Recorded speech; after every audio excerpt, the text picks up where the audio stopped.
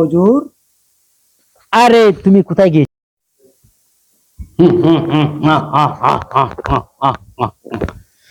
আসলে আল্লাহ পাকের দরবারে আমি লাখো কোটি শুকরিয়া জ্ঞাপন করি। আল্লাহ পাক যেন আমাকে এই বাদশাহীর দায়িত্ব দিয়েছেন, এতগুলা পশু কুরবানি করার ক্ষমতা আমাকে দিয়েছেন। ঘুরে ঘুরার মধ্যে আমি যেন বিলিয়ে দান করতে পারতেছি, সেটাই আমি লাখো কোটি শুকরিয়া জ্ঞাপন করি আল্লাহ পাকের দরবারে। আসলে মানুষে এখন অনেক পশু কুরবানি করে, জানি না সঠিকভাবে দায়িত্ব পালন করে কিনা। আমাকে যে আল্লাহ এত ধৈর্য সহকারে কুরবানি করার মতন তৌফিক দিয়েছেন, লাখো কোটি শুকরিয়া জ্ঞাপন করি। সেনাপতি আপনি কোথায়? আদেশ আমি আপনাকে ডাকার একটি কারণ, কি কারণ? আজকে আপনি জানেন আমি 20টি পশু কুরবানি করেছি। আমি 8টি মহিষ, 12টি পশু গরু কুরবানি করেছি। আপনি জানেন, আপনাকে আমি বলছি যে আমার রাজ্যে যতগুলা গরিব ফ্যামিলি আছে, যতগুলা গরিব পরিবার আছে, প্রত্যেকটা ফ্যামিলির প্রত্যেকটা মানুষ, গরিব মানুষের যত এই মাংসগুলা কি সঠিকভাবে পেয়েছে না কি, সেটা আমি বোঝার জন্য। আমি সঠিকভাবে দিছি না। আমরা রাজ্যের যতগুলো লোক আছে আমি সবাই দিয়ে বাচ্চা রাখি। আমি তো মানুষও দেওয়া না। আমরা যারা ফ্যামিলি আছে, এই রাজ্যের যত 120 জন মানুষ আমার ফ্যামিলি আছে, আমরা সবাই বাচ্চা রাখি। আমি তো কোনো আড়ে দিছি না মহারাজ। নো নো, সেটা ভুল বলছেন। কেন? আমি তো আপনাকে সেটা বলি নাই। আমি বলছি যে আমাকে আল্লাহ পাক কুরবানি করার ক্ষমতা দিয়েছেন, সবাইকে কুরবানির মাংস গরিব গুড়ার যাতে সঠিকভাবে পায়, সেটা আমি আপনার কাছ থেকে বোঝার জন্য আজকে আমি ডাকছি।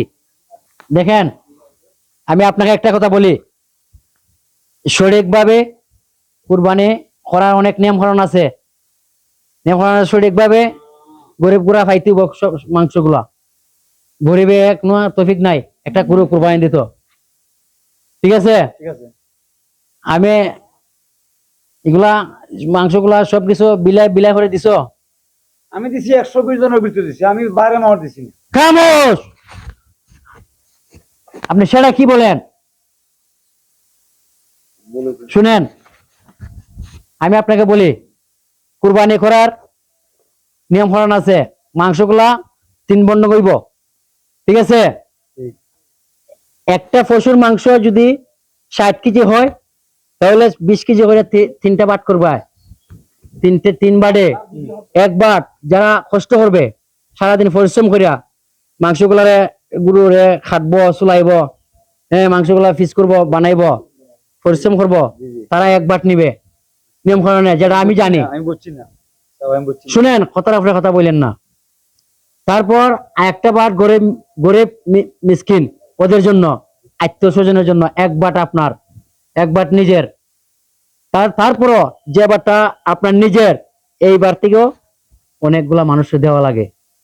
একজন আয় হাত পাতবো, ওরাতে 4-5টা টুকরো হলে দিতেই ভাই। গরিব কুরবানি করার মতো ক্ষমতা আল্লাহ দিছুন না, নাই অর্থ নাই, সম্পদ নাই, টাকা নাই, পয়সা নাই, অবশ্যই সেও আশা করে 1 টুকরা মাংস, হ্যাঁ, খাইতে বাচ্চা হাতে লিয়া। আমি সঠিক ভাবে, যাতে 120 জন মানুষ আমার রাজ্যে আছে। আমি খালি তুমি একলা। আরে আপনি কি বলেন? আমি কইছি গুরু দেবা করছো আপনি, আমার লাগে করছো, আমি খাইতাম। কই মানুষ তেমন লাগে, তাই আমি বুঝছি না। আমার মাফ করে দেওয়ার লাস্তে। আরে সেনাপতি, আপনি আমার একটা সেনাপতি, আর সেনাপতি মানে কি বুঝেন? আগামীতে এরকম হতো আপনি না। এদিকে সরেন কেন খালি? আগামীতে এরকম হতো না। এদিকে আসেন, আমার কথা শুনেন। যা হবার হচ্ছে, এখন যে বাকিগুলা মাংস আছে, এগুলা গরিব গুড়ার মধ্যে বিলাই দাও। শুধু একটা বাট আমার রাজ্যে যাতে থাকে, সেটাই আমার ফাইনাল ডিসিশন। মাফ করে উজুর, মাফ করে দাও। আদেশ করে উজুর, মাফ করে দাও। ঠিক আছে, যান, আপনার জায়গায় যান।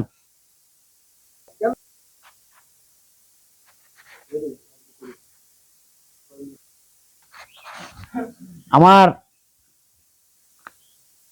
ছোট রাজকুমার যে কোথায় গিয়েছে, সেটা আমি, কেন ও কোথায় গিয়েছে আমার ছেলে? আমি সারাদিন ধরে ওকে পাই না। হ্যাঁ, কি হচ্ছে? ও আড্ডা আড্ডা মারাত গেছে নাকি?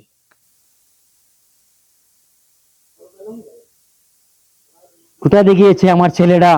সারাদিন ধরে ওকে আমি কোথায় দিয়ে গিয়েছে আমার ছেলে?